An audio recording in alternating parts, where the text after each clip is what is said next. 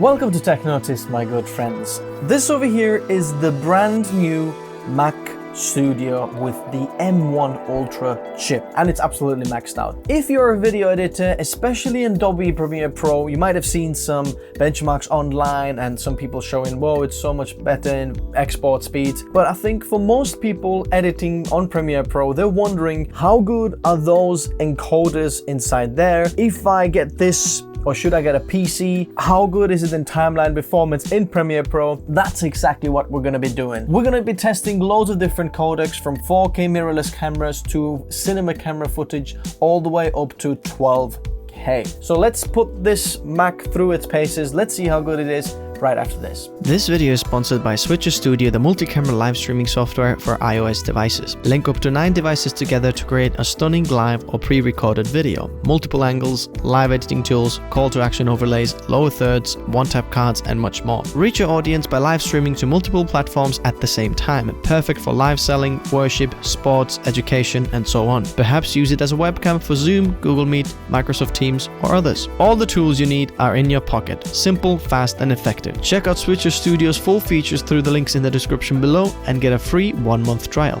So first of all, system information, let me show you. This is the M1 Ultra, Mac Studio 22, 64 gigabytes of RAM. We don't have the 128 gigabytes. This is 64. I think that's going to be enough for our test over here. Didn't want to break out so much for the 128 gigabytes. We have 1 terabyte of storage where our footage is stored on desktop over there. And then the GPU is the 64 core GPU, as you can see on this side on the Mac. Now, while we are testing this, also bear in mind these on the top on this menu bar, you can see we have the graphics utilization, so you can see how much of the graphics will be utilized on this.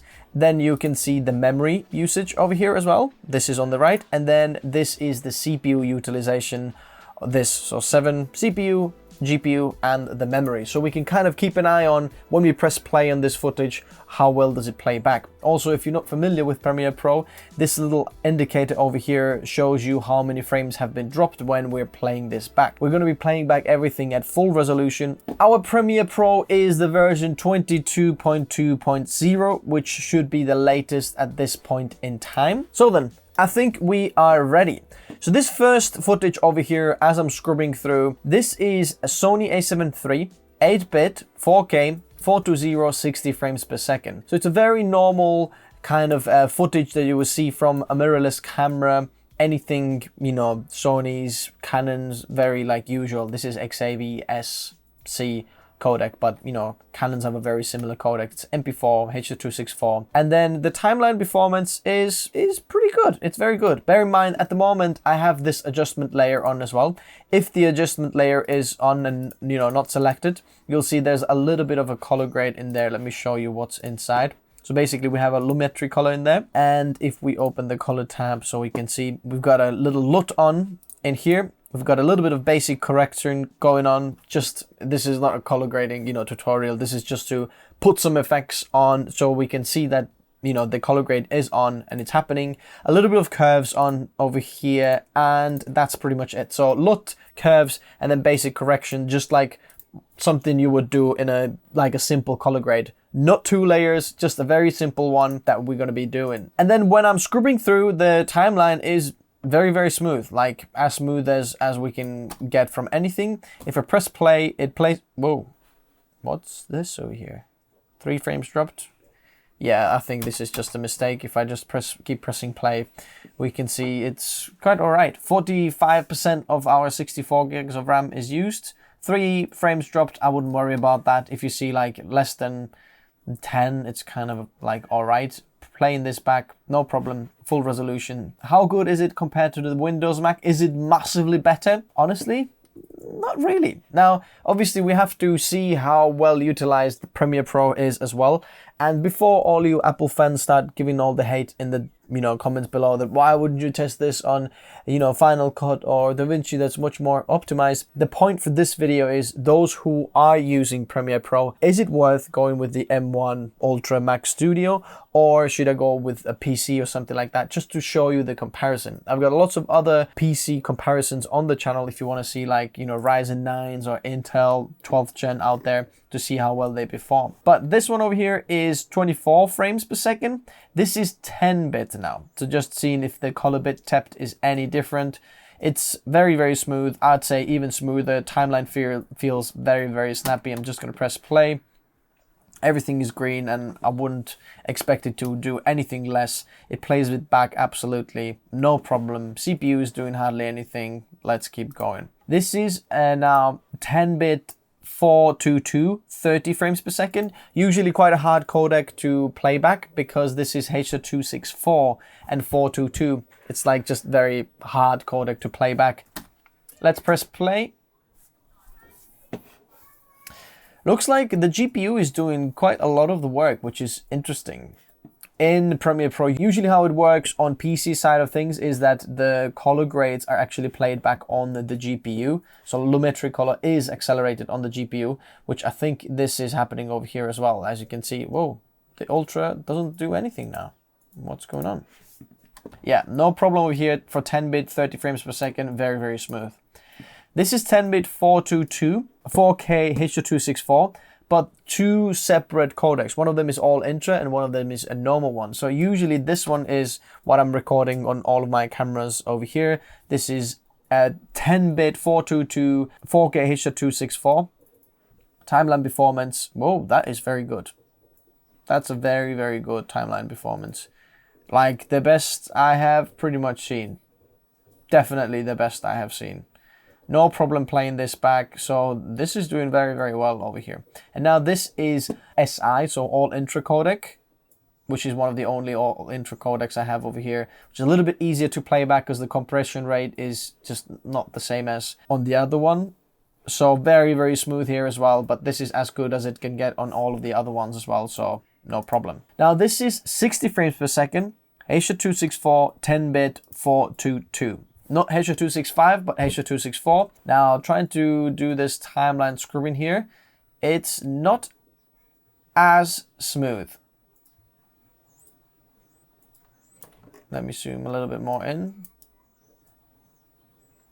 It's very good. I'd say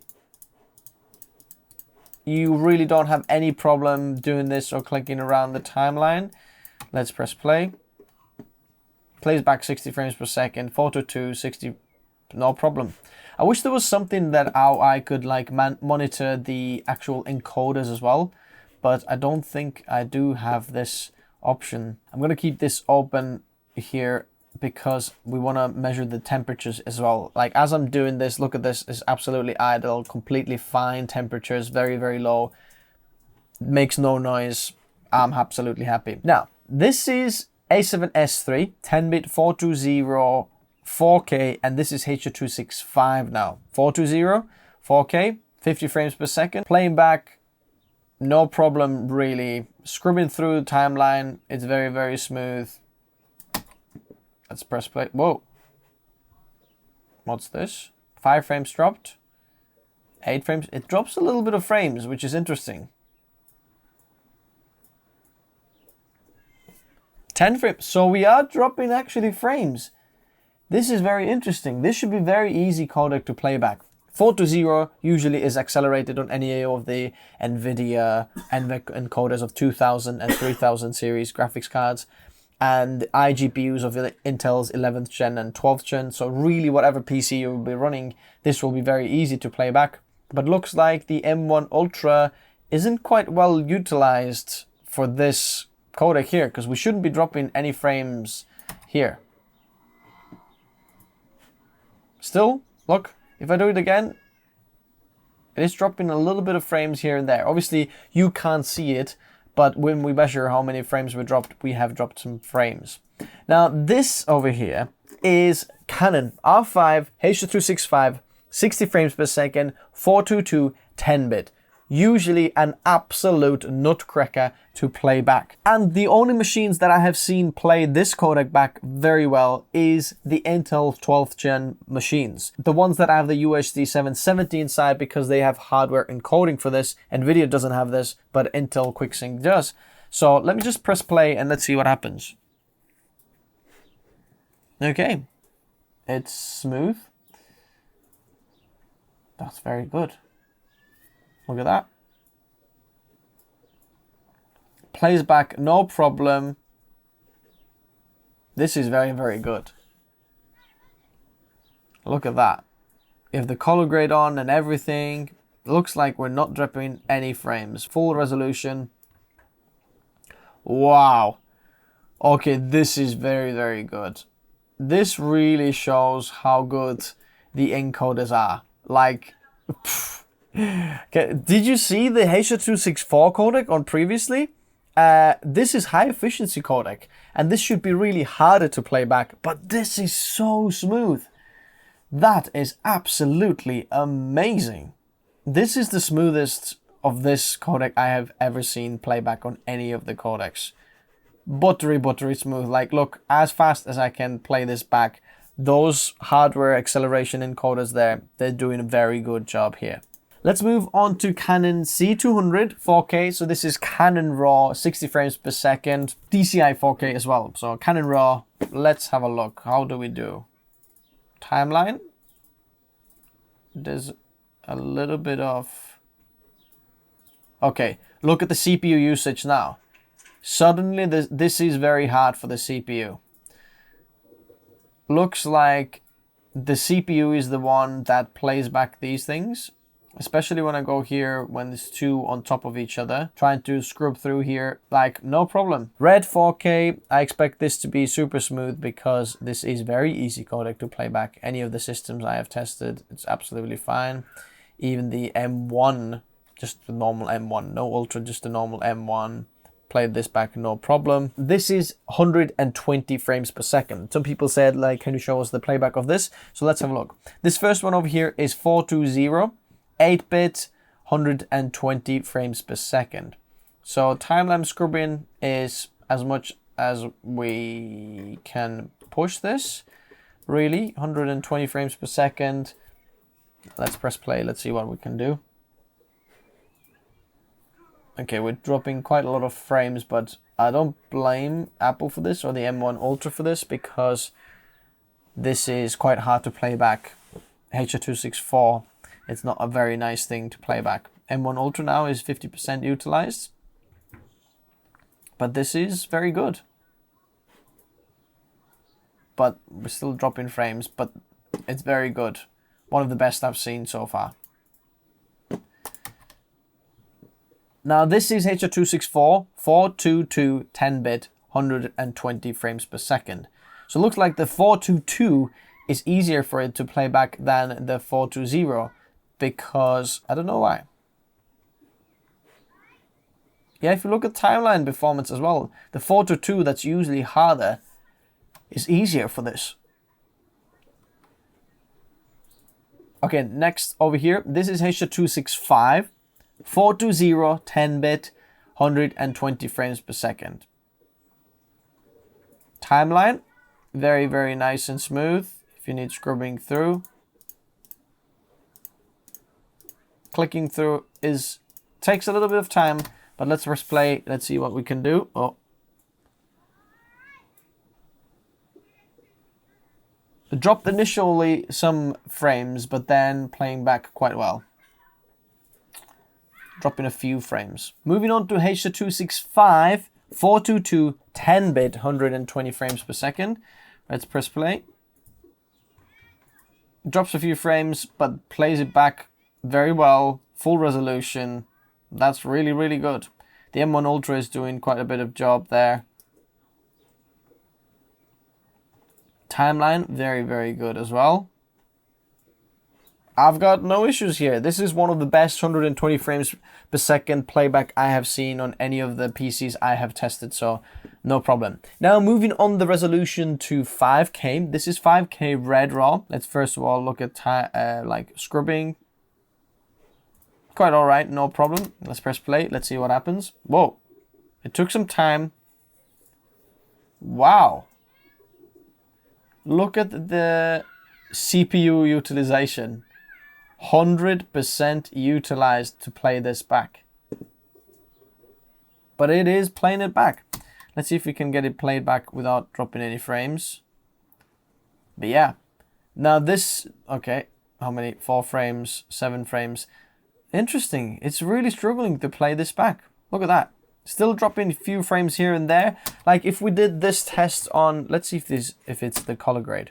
If I did press play here, if I tested this on the Ryzen 9 5900X or 12900K, 12600K i5s, then there was really no problem playing this back. The CPU is still 100% utilized, but if we put the color grade back on, see? Still, look at that. We are losing some frames, dropping some frames. 2, 3, 6, 8, 10, 12. Whether the color grade is on or not, we're dropping some frames. Now we can see that the CPU is a little bit of a bottleneck over here because the M1 Ultra still has quite a bit of like room over there. But if you look at the CPU, look at that, 100% utilized, absolutely as much as we can are pushing through there. The graphics is only 35, 38% utilized, so there's space over there, but the CPU is really the bottleneck here. This is Red 6K. Let's try first with the color grade on, and let's press play. Whoa, what's going on? Oh my goodness. The CPU, interesting, is the bottleneck. We don't really like the red footage. The 5K and 6K, it's hard for it to figure out how to play this back. That's interesting, because look at this. We've dropped loads and loads of frames here. And the CPU is the bottleneck. Obviously, there's no hardware acceleration for this 6K, so the CPU has to do some work. We have only one core, core, so there's no threads to play this back. But if you look at the Ryzen 5950X or Intel 12900K, actually Ryzen 5950X was better at playing this back, but 12900K as well did a little bit of a better job than this. This is quite laggy actually. Timeline performance is not that bad. Like when you click through, it's very instant, and scrubbing is not bad. But just when you press play and play back, we're going to start dropping a lot of frames. Moving on to 6K B-RAW. So if you're using any of the Blackmagic cinema cameras, then this is what you would be kind of used to. It's very easy codec to play back. So we're going to put the color grade on. Scrubbing timeline, very easy. I did install the Blackmagic RAW for Apple here, so we can actually play this back on Premiere Pro as well. So no problem, one clip, 2 6K B-RAWs on top of each other. Let's press play. Okay, we're pushing through a little bit of warm air now through this Apple computer, but we didn't drop any frames. Very easy. Let's see, 3 B-RAWs on top of each other.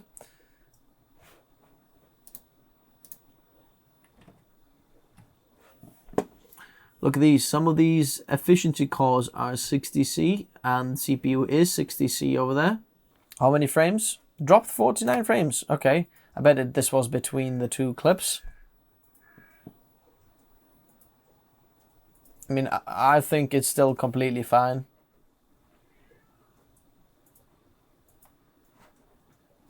Between the clips, it is losing a bit of frames, but I think it's still doing a good job, so no problem there. Next off, we have Canon R5 8K RAW footage. So this is Canon RAW 8K and 30 frames per second, Canon RAW Lite. So this is going to be interesting how this plays back.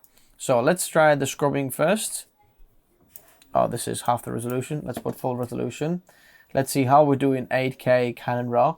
Apple was really like showing off the ProRes 8K capabilities, but this is like Apple's own codec. But let's say if you don't use the ProRes, how good is it playing this back?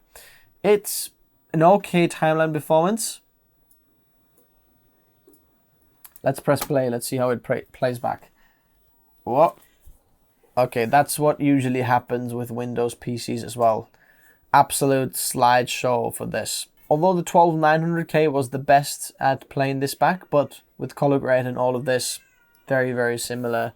Couldn't play this back. As you can see, CPU is the bottleneck in this system. Look, some of the CPU cores are reaching 70C there almost. So this is a very nice utilization test, how we can actually utilize all of this power of this and see if it gets any warm. So this isn't very good, but I don't think you'd be playing this back like full resolution anyway. So if we put it to half the resolution, playback is very nice. Let's press play. Takes a bit of time. Starts playing back. It's dropping some frames. But still, I'd say it's kind of usable to like my eye. As you can see, CPU is not 100% utilized. I think this is completely fine. And if you dropped it to quarter of the resolution, then it's very, very smooth. Like absolutely so smooth. Very, very smooth. Now, this is Red 8K RAW. It's not really that hard to play back on a 12900K or 5950X. But this here is quite a bit of a slideshow. A big slideshow here. Okay, timeline performance isn't that bad. A little bit of laggy, like feels like a bit of a jello effect when you're scrubbing through. It's not as instant as some of the other PCs I have tested. But when we press play, is it the color grade that's hard for it to play back? The GPU is only 42% utilized. The CPU is the bottleneck over here. Let's take the color grade off. Let's see what happens here now. Still absolutely the same situation. Nothing changes. So it's not the color grade that's the issue. See, 39% utilized. Let's put the color grade back.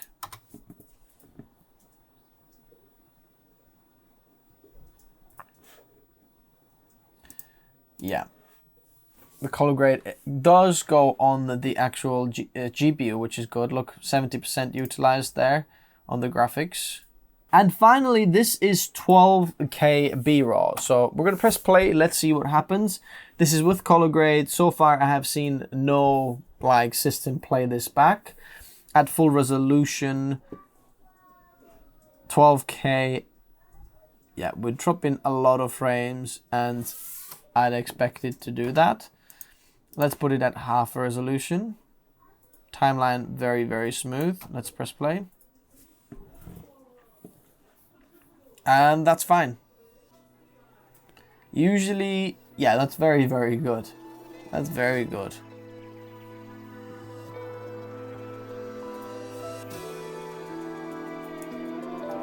That's absolutely amazing here. Conclusion then, what's the like timeline editing performance like on the M1 Ultra? Now, I thought it's gonna be a little bit better, to be honest, like seeing all the benchmarks online and seeing how hyped this was and Apple talking about better than 12900K and RTX 3090. I expected a lot of things, especially knowing all the encoders in there that we can play back like, you know, Apple ProRes. Okay, it's getting a little bit warm here actually. Warm air is coming out from the back, so I think we really got it to fully utilize and get a little bit warm. In terms of playback, I think if you're doing like normal mirrorless camera footage, 4K or, you know, 6K B-RAW, I think this is one of the best that is out there. But is it absolutely miles better than the 12900K or even 12700K really compared to this one? Honestly, not really. Testing the other chips, I think it's not that different.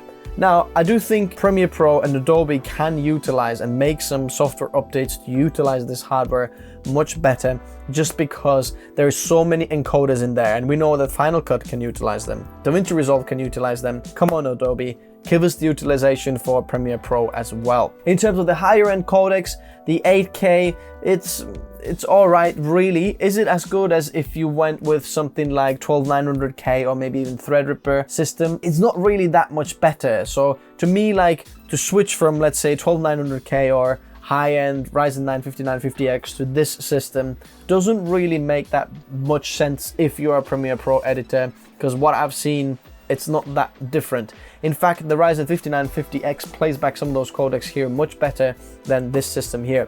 The one highlight though on this one was the Canon R5 H.265 10-bit 422 60 frames per second footage, which this M1 Ultra played back absolutely amazingly, like the best I have ever seen this, and this was really showing some of these encoders in there. Now, if you have any tips how I can monitor this a little bit better, how we can see what the hardware is doing and how it's utilizing the hardware, let me know in the comment section below. Also, I'm gonna plan to do this on Davinci Resolve as well, exactly all the same codecs, to see if Davinci Resolve is any different. Are we gonna see any timeline difference there? If you're interested in checking out some of the like overview, first impressions and unboxing of this, where we talk about a little bit more about this, then feel free to check it out on the channel. This is just if you're in the PC world and you don't know what this Mac Studio is, then feel free to check it out. If you want to pick one of those up, I'm going to leave it in the description below as well. But as always, thanks guys for watching, likes if you enjoyed it, subs if you'd like to see more, and I'll see you soon. Bye bye.